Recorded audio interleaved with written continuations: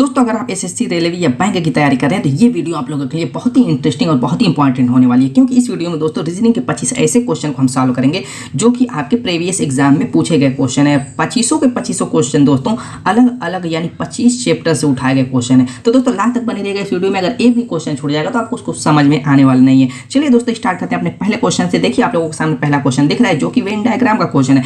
दोस्तों एक एक क्वेश्चन कराऊंगा, लेकिन ऐसी ट्रिक मैं बताऊंगा कि इसके अलावा या इससे मिलता जुलता यानी इस चैप्टर के सारे क्वेश्चन आप खुद से भी सॉल्व कर लेंगे। चलिए दोस्तों पहले क्वेश्चन से स्टार्ट करते हैं। देखिए पहला क्वेश्चन कह क्या रहा है, दी गई रेखाकृति में से। दोस्तों पहला क्वेश्चन क्या कह रहा है, दी गई रेखाकृति में से तरल पदार्थ धातुएं व गैसें प्रदर्शित हैं। तो वेन डायग्राम की ट्रिक पहले समझिए दोस्तों। इसमें चीज़ों के नाम दिया रहेगा, जैसे इसमें तरल पदार्थ धातुएं वो गैसें दिया हुआ है, ठीक है। तो ऐसे ही कोई भी 3 चीज़ या 4 चीज़ का नाम दे देगा। जितनी चीज़ों का नाम देगा उतने सर्किल का यूज़ करेगा। इस तरीके से सर्किल का या सर्किल का भी यूज़ कर सकता है, और भी बहुत सारी चीज़ें, त्रिभुज का यूज़ कर सकता है, वर्ग का यूज़ कर सकता है, आयत का यूज़ कर सकता है, किसी भी चीज़ का यूज़ कर सकता है। लेकिन जितनी चीज़ें रहेंगी उतनी ही चीज़ों का यूज़ करेगा। जैसे यहाँ पे तरल पदार्थ धातु गैसें 3 चीज़ों का नाम ले रहा है, तो इसमें हम चीज़ों में वस्तुओं में रिलेशन निकालेंगे। रिलेशन अगर आपको पता चल जाएगा तो आप बता देंगे कि कौन सा ऑप्शन सही है। कैसे निकालेंगे, जैसे तरल पदार्थ क्या है दोस्तों, आप कहेंगे कि तरल पदार्थ तो द्रव होता है, ठीक है। धातुएं क्या होती हैं दोस्तों, आप कहेंगे कि ठोस होती हैं, ठीक है। और इसके अलावा क्या करा, गैसें तो गैस ही होती हैं। अब हमें ये देखना है कि ठोस द्रव गैस ये पदार्थ की अवस्था होती है। आप जानते हैं ठोस द्रव गैस तीनों में संबंध क्या है, रिलेशन क्या है, एक दूसरे से किसी तरीके से अटैच हैं कि नहीं है। तो आप कहेंगे कि ये तीनों की तीनों चीज़ें एकदम अलग थलग है, किसी से कोई अटैचमेंट इनका नहीं है। तो इसके लिए जो सर्किल ये 3 दिया रहेगा, वो जो डायग्राम बनेगा जब अलग अलग रहेंगे तो इस तरीके से तीनों अलग ही अलग बनेगा, एक में नहीं बनेगा। यानी कि जो ऑप्शन 1 है ये सही आंसर हो जाएगा। दोस्तों एक और मैं इसी में क्वेश्चन डाल देता हूँ। जैसे मान लीजिए कि दे दे तरल पदार्थ दे दिया, जैसे आपका मान लीजिए कि द्रव दे दिया, ठीक है, यानी तरल पदार्थ। इसमें मान लीजिए कि तेल भी दे दिया और जल दे दिया, ठीक है। इस तरीके से मान लीजिए कि 3 चीज़ें हैं, क्या है, द्रव तेल जल, और इसमें रिलेशन निकाले, पूछे कि कौन सा डायग्राम सही होगा। तो इसके लिए क्या करेंगे, जैसे द्रव है, ठीक है, द्रव है, तो तेल क्या है दोस्तों, ये द्रव के अंतर्गत आता है, तो यहाँ पर लिख देंगे। जल क्या, ये भी द्रव के अंतर्गत आता है, तो यहाँ पर लिख देंगे। लेकिन तेल और जो जल है इनमें तो कोई रिलेशन है नहीं, तो इनमें कहीं अटैचमेंट नहीं होगा। तो डायग्राम कुछ इस टाइप का जो आप लोगों के सामने दिख रहा है इस टाइप का बनेगा, यानी option 2 is the right answer. तो इस तरीके से हम रिलेशन निकाल करके इसका डायग्राम बनाते हैं। चलिए दोस्तों अगला क्वेश्चन देखते हैं, उम्मीद देखिए समझ में आ गया होगा। दोस्तों हमारा जो नेक्स्ट क्वेश्चन है वो देखिए मिसिंग वैल्यू वाला है। मिसिंग नंबर एसएससी सीजीएल 2015-20 में पूछा हुआ क्वेश्चन है। क्या कह रहा है कि 6 संबंध 42, फिर कह रहा है 7 संबंध मिसिंग वैल्यू। यानी कि देखिए इसमें क्या करना रहता है वो पहले समझिए। जैसे इस तरीके का संबंध वाला दे दिया जाए तो इसका मतलब ये होता है कि 6 से जैसे 42 बन रहा है, जिस ट्रिक से बन रहा है, जिस लॉजिक से बन रहा है 6 से 42, सेम वही लॉजिक सेम वही ट्रिक लगेगी जो कि 7 और मिसिंग वैल्यू में होगी। तो हमें सिर्फ 6 और 42 वाला निकाल लेना है कि कौन सी ट्रिक लगी है, 7 वाला आगे निकल जाएगा। तो 6 से देखेंगे कि 6 में अगर हम 7 का गुणा करते हैं तो 42 आ जाता है, ठीक है, क्लियर है इतना संबंध। तो क्या मतलब 7 में भी हम अगर हम 7 का गुणा करेंगे तो वही आएगा 49। नहीं दोस्तों 49 देखिए कहीं ऑप्शन में नहीं, ये गलत हो जाएगा। तो यहाँ पे देखिए लगी कौन सी ट्रिक है, यहाँ पे 6 है तो यहाँ पे 6 + 1 करके लगी, यानी 6 में ही 1 + 1 कर देंगे तो 7 × 6 = 42 आ रहा है, ठीक है। अब यानी यहाँ पर भी 7 गुणे करेंगे, 7 + 1 करेंगे, क्या करेंगे दोस्तों 7 + 1 करेंगे तो क्या हो जाएगा, यहाँ पे 8 हो जाएगा, यानी 7 × 8 बराबर क्या हो जाएगा दोस्तों 56 हो जाएगा। क्लियर है इतना, 56 हो जाएगा, यानी option 4 is the right answer. तो इस तरीके से दोस्तों इसमें हम अपने माइंड का यूज करते हैं। चलिए दोस्तों अपना नेक्स्ट क्वेश्चन देखते हैं। यहाँ पर दोस्तों हमारा जो तीसरा क्वेश्चन है कह रहा है कि पक्षी हवाई जहाज। देखिए इसमें भी संबंध का निशान बीच में बना हुआ है, तो सेम वैसे ही रिलेशन निकालना है। यानी कि पक्षी हवाई जहाज का क्या रिलेशन है, तो वही रिलेशन मछली का और यहाँ पे मिसिंग नंबर का होगा। तो यहाँ पर करना क्या हमें, देखिए पक्षी है आप जानते हैं हवा में उड़ता है, किस में उड़ता है, हवा में, और हवाई जहाज भी हवा में उड़ता है, यानी दोनों चीज़ें हवा में उड़ने वाली है, दोनों का जो रिलेशन। यानी मछली जब पानी में तैरती है तो पानी में तैरने वाली चीज़ ही हमें पता करनी है। तो यहाँ पर देखिए मछुआरा होगा नहीं, मछुआरा कुछ समय के लिए तैर सकता है, हमेशा के लिए नहीं। सोफ़ा होगा नहीं, चश्मा होगा नहीं, तो नाव ही ऐसी चीज़ है जो दोस्तों परमानेंटली तैरती रह जाएगी। तो यानी option 3 is the right answer. चलिए दोस्तों अपना अगला क्वेश्चन देखते हैं। यहाँ पर देखिए हमारा जो चौथा क्वेश्चन है दोस्तों कह रहा है कि निम्नलिखित प्रश्न के अंकों की श्रृंखला में, निम्नलिखित प्रश्नों की अंकों की श्रृंखला में प्रश्नवाचक चिन्ह यानी यही मिसिंग वैल्यू, यानी यहाँ पर क्या होगा वही हमें ढूंढना है। तो ये कुछ अलग टाइप का, यहाँ पर देखिए कामा छूट गया, 1 4 9 16। क्या कह रहा है कि 1 है, 4 है, 9 है और 16 है, और उसके बाद क्या होगा, उसके बाद यहाँ पे क्या होगा। तो यहाँ पे हमें ये देखना है कि ये जो सीरीज बन रही है 1 4 9 16 किस तरीके से आगे बढ़ रही है। ये जो आगे आगे बढ़ रही है, किस रूप में बढ़ रही है, किस क्रम में बढ़ रही है, बस वही हमें पता चल जाएगा तो हमें आंसर निकालना मुश्किल नहीं, बिल्कुल ईजी हो जाएगा। तो यहाँ पे देखिए 1 है फिर 4 है, तो 4 आपको कुछ दिख रहा है, जैसे 1 है 4 मुझको दिख रहा है कि 2 का स्क्वायर है, ठीक है। और 9 आपका क्या है दोस्तों, आप कहेंगे 3 का स्क्वायर है, ठीक है। 16 क्या है आपका 4 का स्क्वायर है, यानी कि अगर 1 है तो 1 का स्क्वायर करेंगे तब भी तो 1 ही आएगा, कोई यहाँ पे दिक्कत तो होगी नहीं, क्लियर है इतना। 2 करेंगे तो 4 आ जाएगा, 2 का स्क्वायर, 3 का 9 हो जाएगा 4 का, तो यानी कि 1 स्क्वायर 2 स्क्वायर 3 स्क्वायर 4 स्क्वायर इस रूप में बढ़ रही है, यानी आखिरी जो होगा वो 5 का स्क्वायर होगा। इतना तो क्लियर हो गया, यानी कि 25 होगा। ऑप्शन देखिए 4 इज द राइट आंसर। दोस्तों जब प्रैक्टिस करेंगे तो आप भी मेरी तरह बहुत ही स्पीडली ऐसे क्वेश्चन को सॉल्व कर ले। चलिए दोस्तों देखते हैं अगला क्वेश्चन क्या कह रहा है। देखिए 5वां जो क्वेश्चन कह रहा है कि नीचे के प्रश्न में एक शब्द तथा 4 विकल्प हैं। कह रहा है कि एक तो ये शब्द दिया हुआ है नेबरहुड, देखिए नेबरहुड का शब्द दिया हुआ है, कह रहा है इसमें 4 विकल्प है, 1 2 3 4 विकल्प दिए गए हैं। तो कह रहा है कि 4 विकल्पों में से एक ही विकल्प ऐसा है जो दिए गए अक्षरों से बनाया जा सकता है, यानी कि इन चारों विकल्पों में कह रहा है कि एक ही विकल्प ऐसा है जो दिए गए अक्षरों से बनाया जा सकता है। तो इसका मतलब समझिए, यानी कि जो इनमें इन अक्षरों में दोस्तों जैसे NEIGHBOUR ये सारे दिख रहे हैं अलग अलग अक्षर, उन अक्षरों के इस्तेमाल से ही नीचे के ये 4 ऑप्शन में बना होना चाहिए। जैसे डोर्स है, पहले एक देख लीजिए, डोर्स है तो डी आपका आ गया, डबल ओ आ गया, क्लियर है, आर भी आ गया। अब इस लास्ट में आ रहा है, डोर्स में देखिए इस लास्ट में आ रहा है जो कि नेबरहुड में नहीं है, तो ये नेबरहुड के अक्षरों से नहीं बनाया जा सकता क्योंकि इस का इसमें यूज़ है, उसमें इस है नहीं। ऐसे गियर देखिए, जैसे जी है आपका, ई है, अब उसके बाद आपका ए दिख रहा है, नहीं दिख रहा है, तो ये भी आपका नहीं बन पाएगा। गुड देखिए, जैसे जी है आपका, जी आपका है, डबल ओ डी, यहाँ पर देखिए जो गुड ऐसा है जो कि बनाया जा सकता है, यानी कि सिर्फ गुड ऐसा है जो कि दोस्तों बनाया जा सकता है। अगर आप रफ़ी देखें यहाँ पे तो यहाँ पे वाई दिख रहा है जो कि नेबरहुड में दोस्तों वाई नहीं है, तो सिर्फ गुड है, यानी option 3 is the right answer. चलिए दोस्तों अपना अगला क्वेश्चन देखते हैं। यहाँ पर देखिए दोस्तों बहुत ही शानदार क्वेश्चन ये आप लोगों के सामने है। प्रश्न आकृति दी हुई है, जैसे यहाँ पर प्रश्न आकृति इस तरीके से दी हुई है, ये है क्या चीज़, ये कागज़ फोल्डिंग वाला क्वेश्चन है दोस्तों, बहुत ही इंपॉर्टेंट क्वेश्चन होता है। बस थोड़ा सा दिमाग लगाएंगे तो ऐसे क्वेश्चन को आप सेकंडों में उड़ा लेंगे। क्या रहता है इसमें, देखिए फोल्ड किया गया है इस तरीके से वर्ग के रूप में ये कागज़ था, ठीक है, इस तरीके से ये कागज़ था वर्ग के रूप में, इसको फोल्ड करके इतना छोटा कर दिया गया। इतना छोटा करने के बाद इसको काट करके ऐसे ऐसे जैसे काटा गया फिगर में और इसको पंच कर दिया गया, और यहाँ पर देखिए बीच में यहाँ पर भी एक छोटा सा सर्किल दिख रहा होगा, इस तरीके से इसको पंच वंच करके रेडी कर दिया गया। उसके बाद कह रहा है कि इसको जब हम ओपन करेंगे फिर फैलाएंगे तो इतनी ही में फिर फैल जाएगा, ये इस तरीके से 4 पार्ट में फैलेगा। जब एक पार्ट में यहाँ पे था तो इसको फैलाएंगे तो ये 4 पार्ट में ऐसे फैलेगा। जब 4 पार्ट में फैलेगा तो कह रहा है कि कौन सी आकृति बनेगी, 1 बनेगी, 2 बनेगी, 3 बनेगी, 4, कौन सी आकृति, किस टाइप की आकृति बन जाएगी। तो देखिए दोस्तों जो सर्किल आपको बीच में ये दिख रहा है, ये सर्किल दिख रहा है, अगर अब जब ओपन करेंगे तो सब में ये सर्किल बनेगा। इतना तो क्लियर है, इतना तो दोस्तों क्लियर है कि सब में ये सर्किल इस तरीके से बनेगा, कुछ बने चाहे ना बने, पहले तो ये दिमाग में जाएगा कि ये चारों में बन जाएगा। तो ऐसे ही हमें देखना है जिसमें 4 सर्किल दिखे। तो आप देखेंगे दोस्तों कि ये वाला दिख रहा है तो इसमें भी 4 सर्किल है, लेकिन दोस्तों इसके सर्किल आपको बड़े दिख रहे हैं, और इसमें फिगर में जो आपको दिख रहा है ये सर्किल छोटा है, तो उतना छोटा सर्किल इसी दूसरे ऑप्शन में दिख रहा है, और कुछ हमें ढूंढने की जरूरत ही नहीं पड़ेगी, सिर्फ एक ही से हमने आंसर निकाल लिया, यानी option 2 is the right answer. चलिए दोस्तों अपना अगला क्वेश्चन देखते हैं। ये क्वेश्चन बहुत इंपॉर्टेंट और बहुत ही इंटरेस्टिंग क्वेश्चन होता है सिलोजिज्म का। देखिए दोस्तों ऐसे क्वेश्चन को हम सॉल्व, मैं ऐसी ट्रिक बताऊंगा दोस्तों कि ऐसे क्वेश्चन को काफ़ी सबसे ज़्यादा कन्फ्यूजन वाला ये क्वेश्चन होता है, लेकिन कन्फ्यूजन आज के बाद नहीं होगी। कथन और निष्कर्ष दिया रहेगा, उसी से आपका आंसर पूछेगा। तो यहाँ पर देखिए कथन पहले पढ़ेंगे।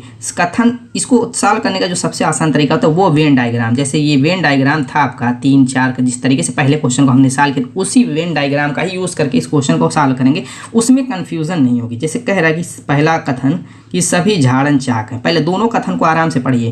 कह रहा है कि सभी झाड़न चाक हैं और सभी श्यामपट चाक हैं। सभी श्यामपट को भी चाक कर रहा है, सभी झाड़न को भी चाक कर रहा है, तो हमें बड़ा वाला जो सर्किल लेना है वो कौन सा लेना है दोस्तों, चाक का लेना है। ये क्या है, चाक है। क्यों, क्योंकि कथन में कह रहा है सभी झाड़न भी चाक कर रहा है, सभी श्यामपट भी चाक कह रहा है, तो हम बड़ा वाला सर्किल ले लेंगे चाक का। तो सभी झाड़न कह रहा है कि चाक है, तो यहाँ पे अगर ये सर्किल हमने बना दिया तो ये आपका क्या हो गया दोस्तों, झाड़न हो गया। क्लियर है, ये आपका झाड़न हो गया। और दूसरा हमने ये बनाया तो ये आपका श्यामपट हो गया। चलिए ये 2 चीज़ें हो गई। अब देखिए निष्कर्ष क्या निकालना है, इसी फिगर से हम निकालेंगे। कह रहा है कि कुछ झाड़न, पहला निष्कर्ष कह रहा है कि कुछ झाड़न श्यामपट हैं, कुछ झाड़न, कह रहा है कि ये जो झाड़न है, ये जो फिगर आपको दिख रहा है ये वाला, कह रहा है कि कुछ झाड़न श्यामपट्ट हैं। अब बताइए कि इन दोनों में कहीं कोई कनेक्शन दिख रहा है, एक दूसरे से टच कर रहे हैं। अगर इस टाइप से होता, इस टाइप से, तो कुछ हम मान सकते थे कि पॉसिबिलिटी हो सकती थी, लेकिन यहाँ पे कहीं पे भी आपको कुछ ऐसा दिख नहीं रहा है।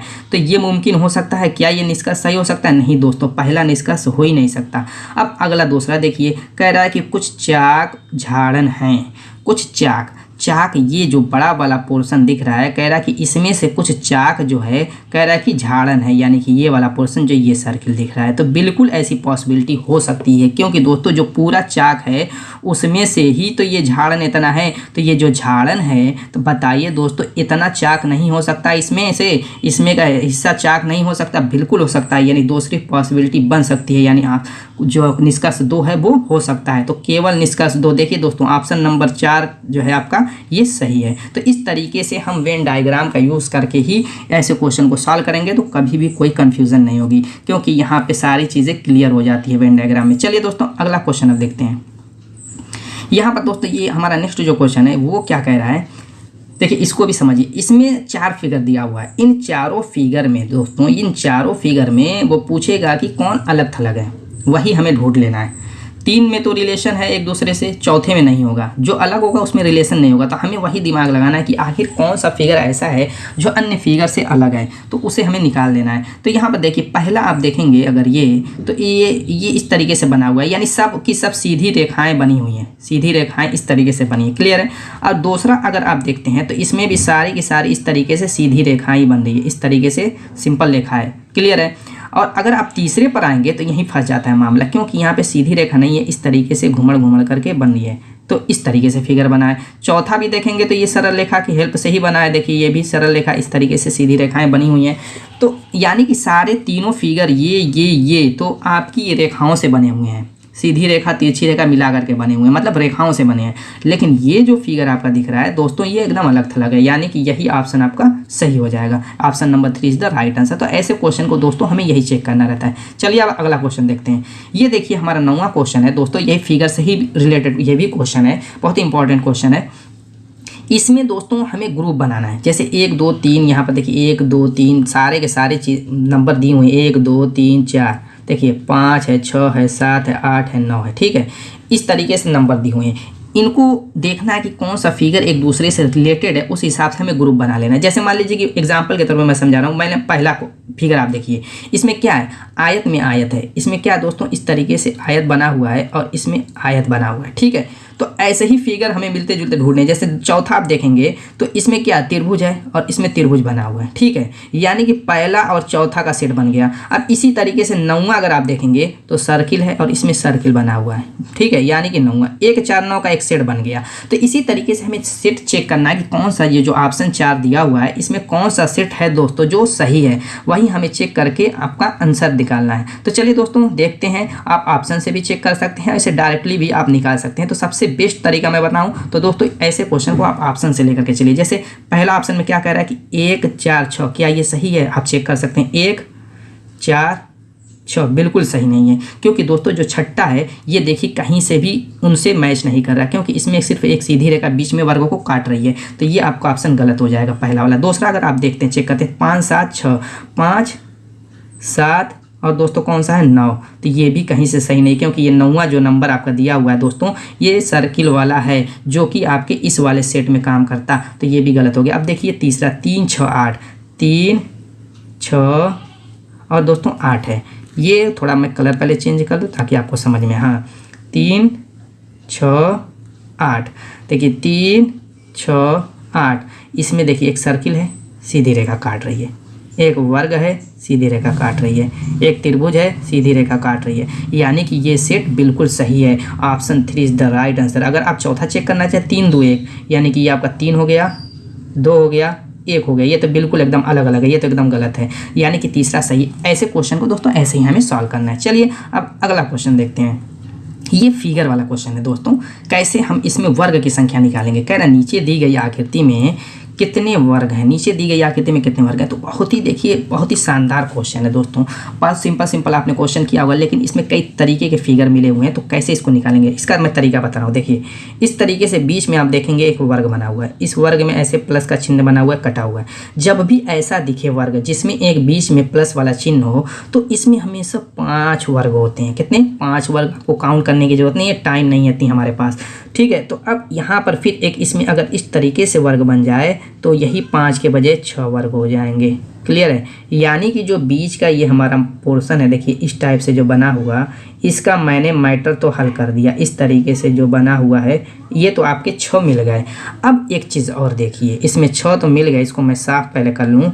अब आपको मैं दिखा रहा हूँ, ये इस तरीके से जो बना हुआ है ये वाला, तो ये 4 है, यानी कि इसमें आप 4 जोड़ दीजिए। क्लियर है, अब आपने 4 जोड़ दिया, ठीक है। बीच का सारा हमारा मैटर ख़त्म हो गया, लेकिन ये जो आपका पोर्शन अभी बचा है, देखिए ये कुछ इस टाइप का फिगर बन रहा है, ये कुछ इस टाइप का ये फिगर बन रहा है। तो इसमें कितने वर्ग हों, एक में अगर हम निकाल लेंगे तो यहाँ पे देखिए 2 3 4, बस 4 ठो बना हुआ है, 4 पंखी, तो चारों में हम निकाल लेंगे, 4 से गुणा कर देंगे। तो एक में कैसे वर्ग निकाल, देखिए ये वर्ग जो है इसमें थोड़ा सा कलर चेंज, ये वर्ग आपका एक ये बनेगा और एक ये बनेगा, यानी एक में 2 वर्ग बनेंगे। तो 4 में कितने हो जाएंगे दोस्तों, 8 हो जाएंगे। यहाँ पर देखो 4 खत्म हो गया था, ये आपका दोस्तों 8, यानी कि टोटल कितने हो जाएंगे, 6 4 10 प्लस 8 18, यानी कि option 3 is the right answer. तो इस तरीके से दोस्तों घबराने की जरूरत नहीं, कोई भी चीज़ देख करके बस उसे हमें समझना है, समझ करके करेंगे, सेकेंडों में सॉल्व कर लेंगे। चलिए अगला क्वेश्चन देखते हैं। ये देखिए दोस्तों, ये भी फिगर वाला क्वेश्चन है, लेकिन थोड़ा सा उससे अलग थलग है। क्या इसमें कह रहा है कि नीचे चित्र में एक वृत्त है, कह रहा है एक वृत्त है, एक आयत है, एक त्रिकोण है, इतनी चीज़ कह रहा है इनका अध्ययन कर नीचे दिए गए प्रश्न का उत्तर दें। यानी कि ये जो फिगर दिया हुआ है, कह रहा है इसका अध्ययन करिए और नीचे दिए गए क्वेश्चन का आंसर दीजिए। तो चलिए दोस्तों अध्ययन कर लेते हैं इसका। यहाँ पर देखिए कह रहा है कि यदि वृत्त को क्या आयत कहें, कह रहा है कि इसको अगर हम आयत कहें, ठीक है, और आगे कह रहा है अगर आयत को त्रिकोण कहें, यानी कि जो ये आयत बना हुआ है इसको हम क्या कहें, त्रिकोण कहें। समझते रहिएगा दोस्तों, यानी दोस्तों इसमें क्या कह रहा है, नाम चेंज कर रहा है। तो कह रहा है कि त्रिकोण कहें, और वृत्त को क्या कह रहा है, यहाँ पर कह रहा है त्रिकोण को वृत्त कहें। त्रिकोण को क्या कह रहा है कि वृत्त कहें। तो आगे कह रहा है तो कौन सी संख्या केवल त्रिकोण में होगी किंतु अन्य 2 आरेखों में नहीं होगी। यानी कि त्रिकोण का मतलब अब क्या हो गया, ये आयत हो गया है, अब तो त्रिकोण आयत, अब समझिए त्रिकोण को अब आयत समझना है, यानी आयत को ही त्रिकोण समझना है, सॉरी अब आयत को हमें क्या समझना है दोस्तों, त्रिकोण समझना है। अब हमें त्रिकोण समझना है, उसी हिसाब से क्वेश्चन का आंसर देना है। तो कह रहा है कि कौन सी संख्या केवल त्रिकोण में होगी किंतु अन्य 2 आरेखों में नहीं होगी, यानी कौन सी संख्या आयत में होगी, कौन सी संख्या त्रिकोण में जब कह रहा है तो आयत को त्रिकोण कह रहा है, तो आयत में होगी अन्य 2, यानी कि आपका त्रिकोण और ये वृत्त इसमें नहीं होनी चाहिए। यानी कि ये जो फिगर बन रहा है इसके अंतर्गत नहीं आनी चाहिए, ये जो सारे फिगर हैं इसके अंतर्गत नहीं आनी चाहिए। सिर्फ बाहर बार आप देखेंगे तो यहाँ पर 1 दिख रहा है, 16 दिख रहा है, 8 दिख रहा है, 9, यही ऐसी 4 संख्याएं हैं जो क्या है त्रिकोण में आएंगी, यानी कि आयत में आएंगी, जिसका हमने नाम चेंज कर दिया है। यानी कि आपकी 1 8 16 और 9। अब इन्हीं में से ऑप्शन देखना है, इन चारों संख्याओं में से कौन सा ऑप्शन में, आप देखेंगे पहला ही ऑप्शन आपका 1 वाला सही है। चलिए दोस्तों अब अगला क्वेश्चन करते हैं। ऐसे क्वेश्चन को बहुत ही ईजी क्वेश्चन इस टाइप के होते हैं और बहुत ही इंपॉर्टेंट। चलिए अगला क्वेश्चन देखते हैं। देखिए वेन डायग्राम का ये क्वेश्चन मैंने डाला, क्योंकि ये बहुत इंपॉर्टेंट दोस्तों क्वेश्चन है, इसीलिए कह रहा कि किसके द्वारा विज्ञान, आयुर्विज्ञान एवं रसायन प्रदर्शित किए गए हैं। दोस्तों पहली चीज़, विज्ञान के अंतर्गत ही आयुर्विज्ञान आता है और रसायन विज्ञान आता है, आप जानते हैं। तो विज्ञान जो होगी वो पहले हम ये बड़ा वाला डायग्राम बना देंगे, क्योंकि इसमें देखिए आयत और सर्किल का यूज़ किया है। इस तरीके से एक आयत ले लिया, 2 सर्किल ले लिया, तो जो ये आयत का यूज़ होगा ये विज्ञान के लिए ही यूज़ होगा। किसके लिए दोस्तों, विज्ञान के लिए, इसमें कोई कन्फ्यूज़न नहीं होनी चाहिए, ठीक। अब बाकी जो बचा हुआ मैटर है, क्या आयुर्विज्ञान, रसायन, कौन सा फिगर चारों में सही होगा, हमें यही चेक करना है। तो देखिए आप जानते हैं आयुर्विज्ञान और रसायन विज्ञान जो होते हैं वो एक दूसरे से नहीं जानते, तो समझिए इसको, आयुर्विज्ञान और रसायन जो होते हैं एक दूसरे से थोड़ा बहुत रिलेटेड होते हैं, तो अलग अलग बिल्कुल नहीं होते। यानी रिलेटेड जब थोड़ा सा होंगे तो इस तरीके से थोड़ा सा इसमें मैच करेगा फिगर, ठीक है। अब यहाँ पर देखिए option 2 is the right answer. अगर अलग अलग होते तो ये होता, लेकिन अलग अलग होते नहीं है, तो इसीलिए दूसरा ऑप्शन आपका सही होगा। चलिए दोस्तों अपना नेक्स्ट क्वेश्चन करते हैं। अब यहाँ पर देखिए बहुत ही ज़बरदस्त क्वेश्चन है दोस्तों, दिमाग को ये फाड़ने वाला क्वेश्चन है, लेकिन मैं ऐसे ट्रिक बताऊंगा कि बहुत इजी लगेगा। क्या कह रहा है देखिए कथन में, F is less than W equals to J is greater than equals to K, W is less than equals to D. तो निष्कर्ष क्या निकाल रहा है, D is greater than K equals to D. दो निष्कर्ष निकाला और 5 ठो जो है ऑप्शन दिया हुआ है इसमें, 5 क्वेश्चन। तो कैसे इसको सॉल्व करेंगे, जो निष्कर्ष है जो ऊपर का दिया हुआ है कथन, उसी से निष्कर्ष निकालना है कि क्या डी के से बड़ा होगा या के बराबर होगा डी के, क्या ऐसी पॉसिबिलिटी है। तो इसमें निष्कर्ष कौन सा बनेगा, ये जो आपका ऑप्शन है उसमें कौन सा बनेगा सही। तो इसको कैसे सॉल्व करेंगे, देखिए यहाँ पर पहले हम उठाएंगे ये इतना पोर्शन, देखिए मैं बता देता हूँ, ये पोर्शन हम पहले उठाएंगे, यानी कि डब्लू बराबर दिया हुआ है दोस्तों क्या, J is greater than equals to K, ठीक है, ये दिया हुआ है।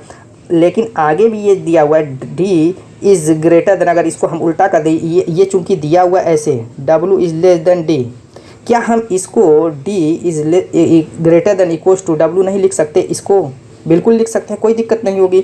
और यही यहाँ से भी मिला देंगे, इन दोनों समीकरण को कंबाइन कर देंगे, तो ये बराबर क्या J is greater than equal to K, ये तो लिख ही सकते हैं। कहीं से कोई दिक्कत हुई इतना समझने में, हमने इन्हीं दोनों को ही रिलेटेड कर दिया, यानी कंबाइन करके लिख दिया बस, और कुछ नहीं किया। ठीक है, क्लियर इतना, चलिए आगे बढ़ते हैं।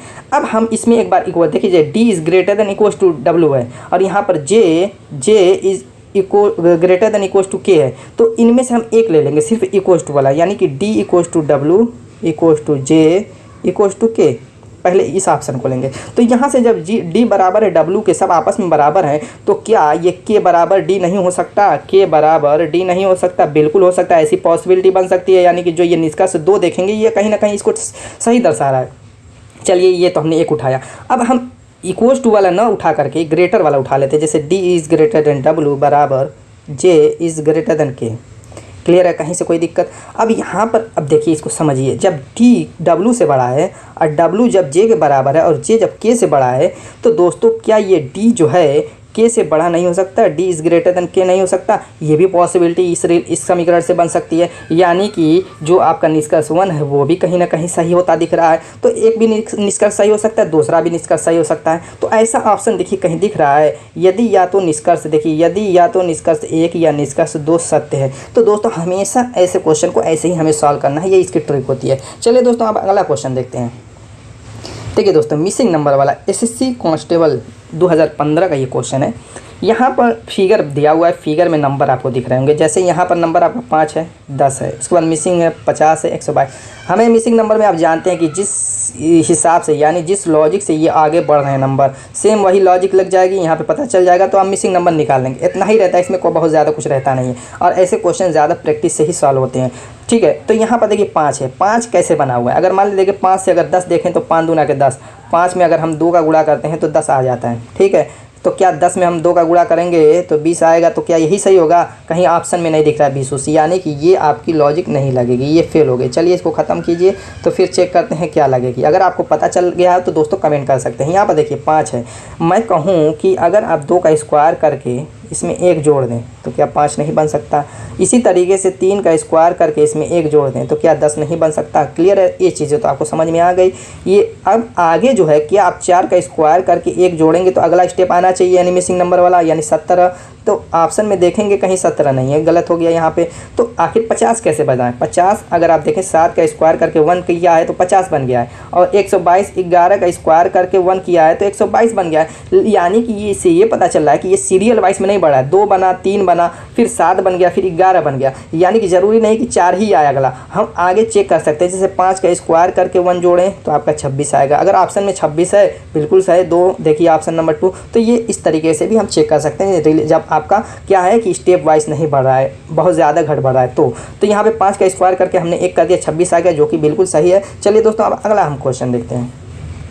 देखिए पासे वाला क्वेश्चन, दोस्तों ऐसे क्वेश्चन को मैं यूँ समझाऊंगा कि कभी भी कोई भी पासे का गारंटी मैं देता हूँ, कोई भी क्वेश्चन आएगा तो आप सेकंडों में उड़ा लेंगे। कह रहा है कि नीचे एक पासे के 2 प्रारूपों को दर्शाया गया, यानी एक ही पासा है, इसको घुमा घुमा के 2 तरीके से दर्शाया गया। ठीक है, कह रहा है कि पासे के ऊपरी फलक पर अंक 5 रखा जाए तो उसके नीचे, यानी 5 के नीचे कह रहा है कि कौन सा नंबर होगा, बस इतना ही क्वेश्चन है। तो इसके लिए हमें 2 चीज़ें जाननी, एक मानक पासा, ठीक, एक सामान्य पासा। अगर ये जान जाएंगे दोस्तों तो आप कोई भी क्वेश्चन सॉल्व कर लेंगे। मानक पासा देखिए दोस्तों वो पासा होता है जिनके अगल बगल के जो फेस होते हैं, सरफेस होते हैं, उनके अंकों का योग 7 नहीं हो सकता। जैसे मान लीजिए कि यहाँ पे 6 है, यहाँ पे 3 है, अगर हम इन दोनों को जोड़ेंगे तो 9 आता है, ठीक है। इसी तरीके से 3 2 को जोड़ेंगे तो आपका 5 आएगा। इसी तरीके से 6 2 को जोड़ेंगे तो 8 आएगा। इसी तरीके से दूसरे वाले को भी ऐसे चेक करेंगे तो 2 1 3 आएगा, और ये 4 2 6 आएगा, और ऐसे ही 4 1 5 आएगा। यानी कहीं से भी 7 नहीं आ रहा है। अगर दोनों ऐसे ही दोस्तों अगल बगल के सरफेस को जोड़ करके उनके नंबर को जोड़ लेंगे, देखेंगे 7 आ रहा है कि नहीं। अगर 7 नहीं आएगा तो ये मानक पासा होगा, ठीक है। यही समझना था। जब मानक पासा आ गया तो जो नंबर की अपोजिट पूछे, जैसे 5 के अपोजिट पूछे, बस उसको 7 में से घटा देना है, यानी कि 2। 3 के अपोजिट पूछेगा तो 7 में से 3 को घटा देंगे 4, यानी 3 के अपोजिट 4 हो जाएगा। कब ऐसा होगा? जब ये मानक पासा होगा तब। यानी कि यहाँ पे 5 के अपोजिट पूछा था, 2 आ गया, यानी option 2 is the right answer. अगर दोस्तों सामान्य पासा होगा तब क्या करेंगे, उसके लिए मैं एक क्वेश्चन लाया हूँ ताकि कोई कन्फ्यूज़न आपके माइंड में ना हो। चलिए अगला क्वेश्चन देखते हैं। वही है, यहाँ पर कह रहा है नीचे एक पासे के दो प्रारूप को दर्शाया गया है, ठीक है। यदि कह रहा है कि पासे के ऊपरी फलक पर बिंदुओं की संख्या 3 है, कह रहा है कि बिंदुओं की संख्या 3 है, तो उसके निचले फलक पर क्या होगा अपोजिट साइड में, यही पूछ रहा है। तो पहले चेक कर लीजिए कौन सा पासा है।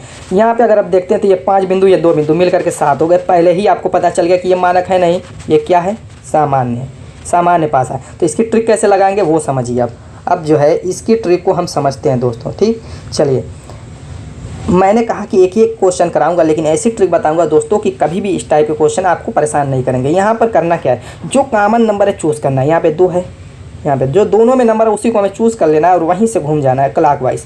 इस तरीके से क्लॉकवाइज हमें घूमना है। और कैसे इसको लिखना भी मैं बता रहा हूँ। जैसे 2 से हमने शुरू किया, 2 लिख लेंगे। 2 के बाद हमने क्लॉकवाइज घुमाया तो 1 पर आ गए, 1 पर आ गए यहाँ पे तो 1 लिख लेंगे। फिर उसके बाद आपका 5 है तो 5 को लिख लेंगे। सेम वही काम, जहाँ आप जो आपने 1 लिया है दोनों में है, यहाँ पर 2 से घुमाया तो यहाँ पर भी 2 ही से घुमाएंगे, 3 से नहीं घुमाएंगे। यहाँ 2 से ऐसे घुमाएंगे तो 2 आप लिख लेंगे। उसके बाद आपका 6 आ गया क्लॉकवाइज में। फिर आपने घुमाया इस तरीके से तो यहाँ पे 3 आ गया।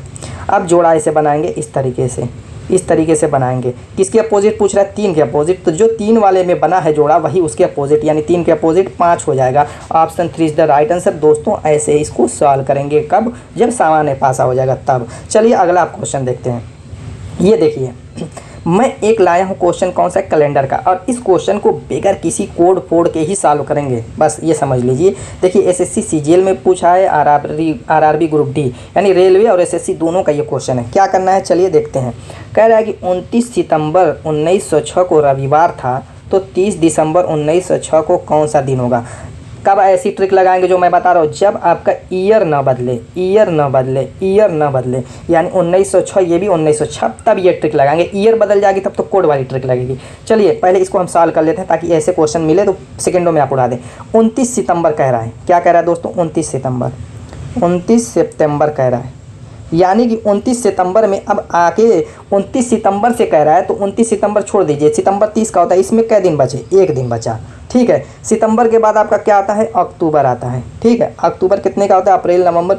देखिए पहले तो आपको पता होना चाहिए कौन सा महीना कितने दिन का होता है, ठीक है। तो मैं बता देता हूँ, याद कर लीजिए, अप्रैल नवंबर जून सितंबर, मानो ये है 30, 28 दिन की फरवरी है, बाकी सब 31। चलिए 29 सितंबर अब 1 दिन बचा। अब अक्टूबर आ गया, अक्टूबर आपका दोस्तों कितना है, 31 का आ गया, ठीक है। अब जो है अक्टूबर के बाद आता है नवंबर, ठीक। नवंबर दोस्तों कितने दिन का होता है, 30 का। अब बाकी बचा हुआ 30 दिसंबर की बात कर रहा है, 30 दिसंबर तक जितने जहाँ से जहाँ तक कह रहे हैं उनके बीच का हमें दिन निकालना है, दिनों की संख्या। तो 30 दिसंबर में 30 दिन हो गए। अब टोटल सबको जोड़ लेना है। क्या करना है, जोड़ लेना है। 30 3 तरीके 9, यानी 92 आ गया। क्लियर है। हमें ऐसे क्वेश्चन में करना क्या है समझिए उसको, जितने दिन हैं महीनों के बीच, जहाँ से जहाँ तक कह रहा उनके दिनों को हमें जोड़ लेना है। यानी 29 सितंबर से 30 दिसंबर तक की बात कर रहा है, 29 सितंबर से 30 दिसंबर तक की बात कर रहा है, उनके बीच दिनों की संख्या को हमें जोड़ लेना है। 29 सितंबर से कह रहा है तो बाकी उसके आगे 1 दिन बचा, फिर अक्टूबर आ गया, नवंबर हो गया, 30 दिसंबर तक कह रहा है तो 30 दिसंबर में 30 दिन ये हो जाएगा। तो सबको हमने जोड़ा 92। अब क्या है, सप्ताह में कितने दिन होते हैं, 7 होते हैं, तो 92 में 7 से हमें भाग दे देना है। तो कितनी बार जाएगा, 7 × 7, क्लियर है, 2 बचा, ये 22 हो गया, 7 × 3 = 21। तो हमें करना क्या, 21 आया, ये शेष जो आया है हमें उसी से मतलब है, किसी चीज़ से हमें मतलब नहीं, जो शेष आएगा उसी से हमें मतलब है। एक शेष आया है, जो एक शेष आया है जिस दिन की बात, रविवार यानी संडे की बात कर रहा है, तो इस संडे में दोस्तों, इस संडे में क्या करना है, 1 प्लस कर देना है, जितना शेष आएगा उतना ही हमें प्लस कर देना, यानी संडे से एक दिन आगे चल, अगर 2 आएगा तो 2 दिन है, यानी संडे मंडे, संडे एक दिन आ गया तो मंडे यानी सोमवार, option 2 is the right answer. अगर 2 दिन आता तो क्या हो जाता दोस्तों, मंगलवार हो जाता, 3 दिन आता तो बुधवार हो जाता, लेकिन जितना शेष आएगा, एक शेष आया यहाँ पे तो एक हमने जोड़ दिया सोमवार, आपका option number 2 is the right answer. तो ऐसे क्वेश्चन को दोस्तों हम ऐसे ही उड़ाएंगे। चलिए अब अगला क्वेश्चन देखते हैं। अब देखिए दोस्तों, क्लॉक वाला, घड़ी वाला भी लेकर के आया हूँ, कैसे इसको हम सेकंडों में सॉल्व करेंगे घड़ी वाले क्वेश्चन को, एकदम सेकंडों में दोस्तों, ऐसे ट्रिक बताऊंगा दोनों। यदि किसी घड़ी में 6 बज रहे हो तो प्रतिबिंब समय क्या होगा, प्रतिबिंब समय पूछ रहा है, कुछ करना नहीं है दोस्तों। अगर जो है रियल जो है टाइम दे करके प्रतिबिंब टाइम पूछे तो करेंगे क्या कि 12 में से जितना टाइम दिया हुआ उसको हम घटा देंगे, क्या करेंगे उसको हम घटा देंगे, बस आपका आंसर आ जाएगा, कितना आ जाएगा 6। कितने बजा, प्रतिबिंब समय क्या हो जाएगा 6 हो जाएगा, option 2 is the right answer. अगर दोस्तों प्रतिबिंब समय दे दे और रियल टाइम पूछे तो उस पर भी मैं क्वेश्चन लाया हूं ताकि आपको कंफ्यूजन ना हो। चलिए अगला क्वेश्चन देखिए, कह रहा है कि यदि प्रतिबिंब समय 10:15 हो, 10:15 हो तो वास्तविक समय क्या होगा, वास्तविक समय क्या होगा, इसमें क्या करेंगे। देखिए जब दोस्तों प्रतिबिंब समय दिया रहे और वास्तविक समय पूछे तो हम 18:30 में से घटा देंगे प्रतिबिंब समय को, यानी कि 10:15 को घटा देंगे। बस यही आपकी ट्रिक फॉलो करेंगे सब में। ये आपका क्या हो गया 8:15 वास्तविक समय, 8:15 वास्तविक समय, यानी कि अगर रियल टाइम दिया है तो 12 में से घटाएंगे, अगर प्रतिबिंब टाइम देकर के रियल टाइम पूछे तो 18:30 में से घटाएंगे। तो दोस्तों कितना चुटकियों में उड़ गया दोस्तों, इसी बात पे वीडियो को लाइक कर दीजिएगा। चलिए अपना अगला क्वेश्चन देखते हैं। यहाँ पर देखिए ब्लड रिलेशन का क्वेश्चन है, ब्लड रिलेशन का बहुत इंपॉर्टेंट ये भी क्वेश्चन है। कह रहा है कि यदि मोहिनी कहती है कि राजू के पिता मेरे पिता के एकमात्र पुत्र हैं, क्या कह रहे हैं, राजू के पिता, जैसे मान लीजिए कि राजू भैया हैं, कह रहा है कि उनके जो पिता हैं वो क्या कह रहे हैं कि मेरे पिता के एकमात्र पुत्र हैं, यानी कि जो मेरे पिता हैं, यानी कि मोहिनी के जो पिता हैं, कह रहा है कि उनके ये एकमात्र पुत्र हैं। तो अब इन दोनों का रिलेशन है, तो मोहिनी का राजू से क्या संबंध है, तो मोहिनी का क्या कह रहा है, इन दोनों में रिलेशन पूछ रहा है क्या संबंध है।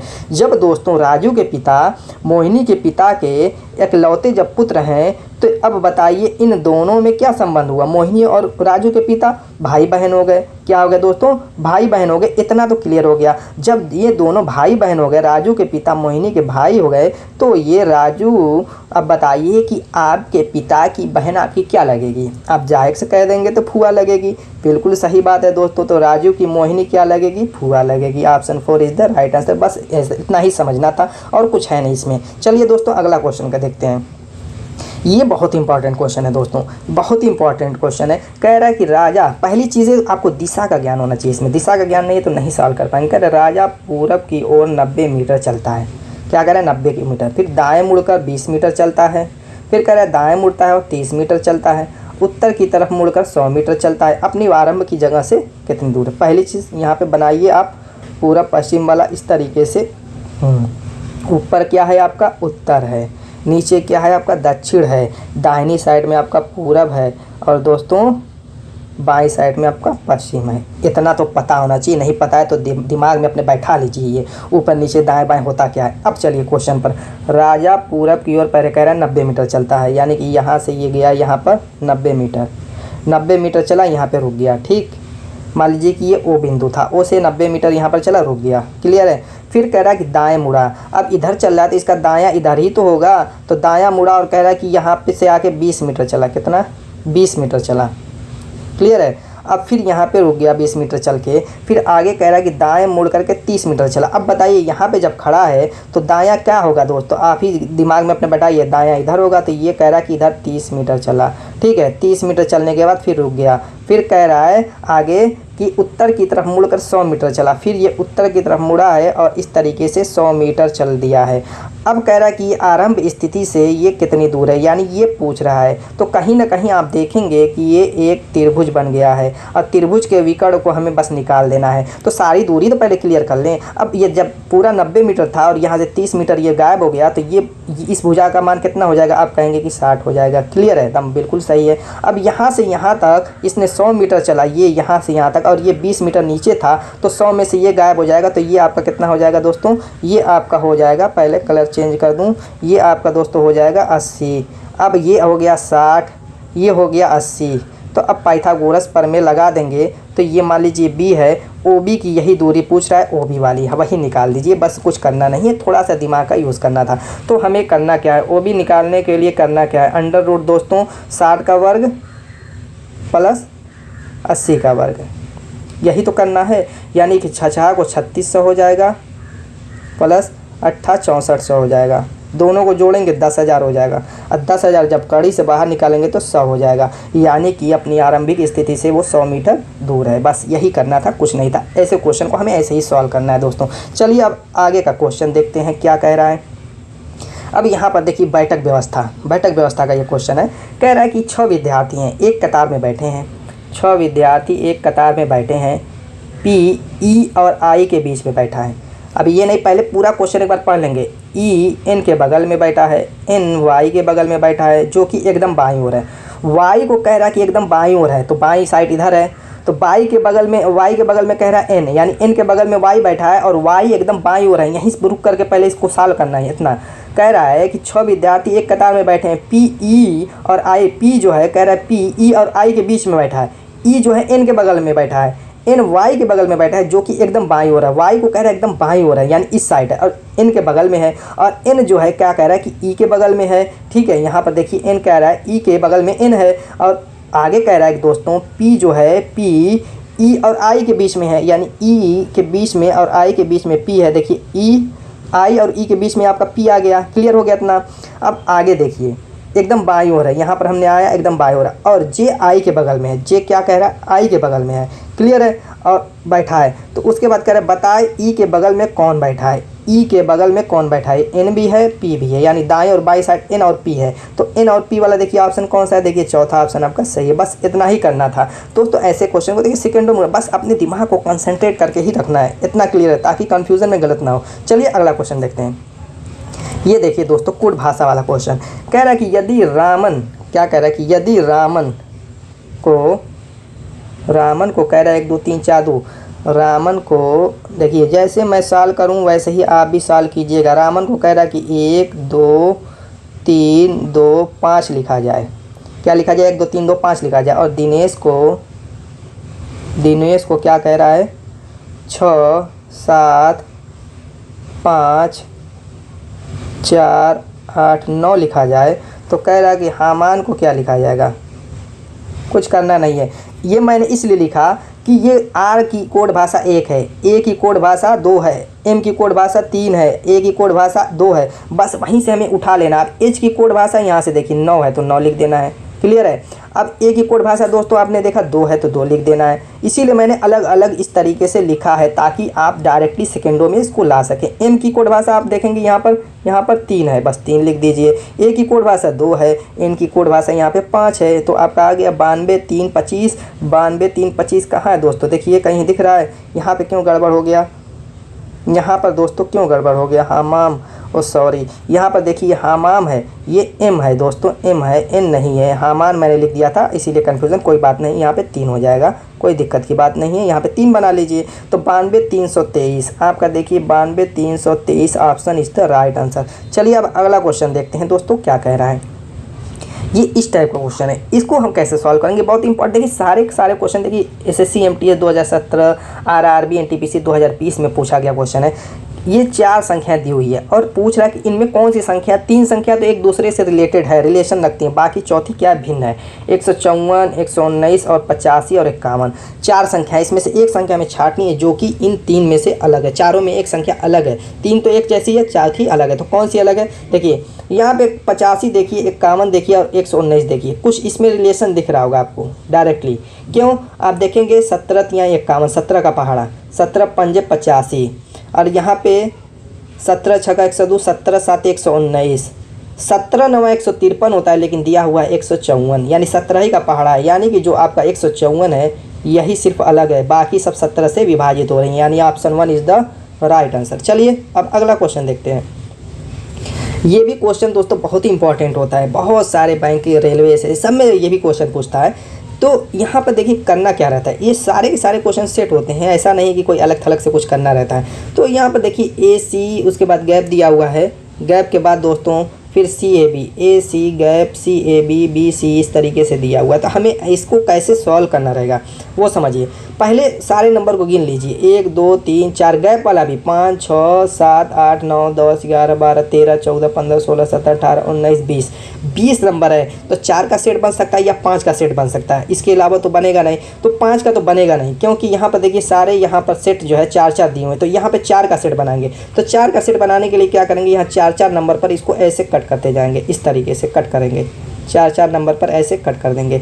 जब 4 4 नंबर पर हमने कट कर दिया तो अब आपको थोड़ा बहुत क्लियर होगा। देखिए ए सी फिर गैप सी दिया हुआ, फिर ए बी गैप बी दिया हुआ, फिर ए सी ए फिर जो है गैप दिया हुआ, ए बी ए फिर गैप दिया हुआ, फिर लास्ट में ए सी दिया हुआ है। तो कुछ यहाँ से क्लियर हो रहा होगा, क्योंकि यहाँ पे देखिए ए सी लिखा हुआ है, उसके बाद गैप है। तो क्या हम ए लिख सकते हैं यहाँ पर, ए उसके बाद सी, क्योंकि लास्ट में ए सी लिखा हुआ है तो पहला भी ए सी ही होगा। तो यहाँ पर ए मिल गया, यानी पहला अक्षर हमें ए मिल गया। फिर उसके बाद दिया हुआ है ए बी, फिर आपका गैप दिया हुआ है। तो क्या ये भी तो इस तरीके से ए बी हो सकता है, यानी दूसरा ए मिल गया।